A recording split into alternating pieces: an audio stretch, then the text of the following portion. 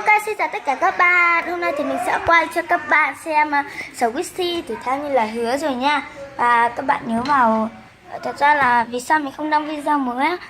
Tại vì là mình đăng video mới ở trong ở Facebook của mình. Xin lỗi mọi người nhé. Và bây giờ mình dừng lại để lấy Squishy ra đã nhá. Mọi người ơi, thì Squishy mình đã bóc cái túi của nó ra rồi. Bây giờ đầu tiên là emoji.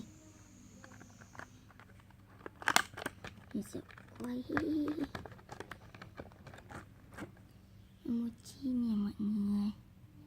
Emoji rất là mềm mại cùng với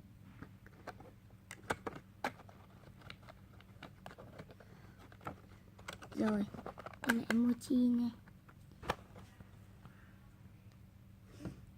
Tiếp đến một em nữa là em gấu nè.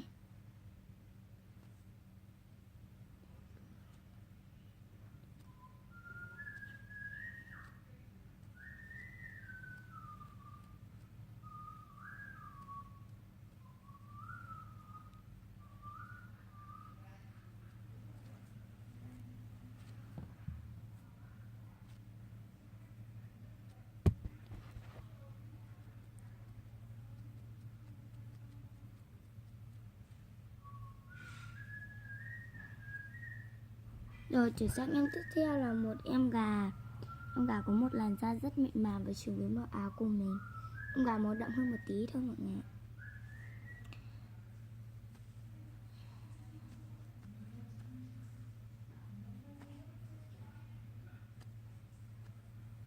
Đó, nè. 1, 2, 3.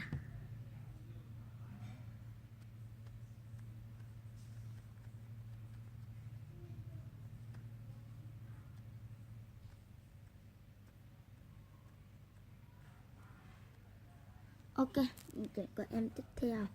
Tiếp theo là một nhập để mình ngửi mùi nào. Em này chỉ có mùi thơm nha mọi người nhé. Em này có mùi thơm của kẹo nha, rất là thơm luôn. Oh my god. Tiếp theo một em nữa.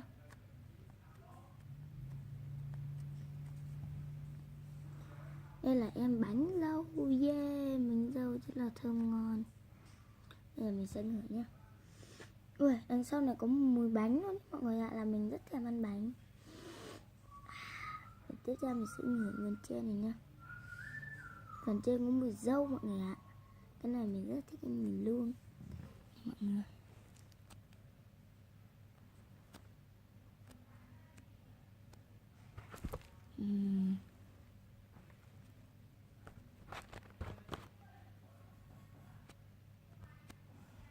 Và tiếp theo là một em kem.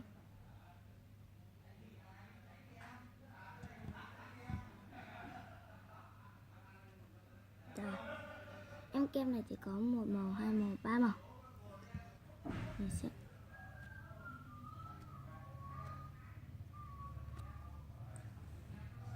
ui, đây có mùi ốc quế này bạn ơi. Đây có mùi ốc quế này. Nồng lên luôn đi, mùi ốc quế là mình rất thích ăn kem ốc quế. Và mình sẽ ngửi phần bên trên mùi dâu.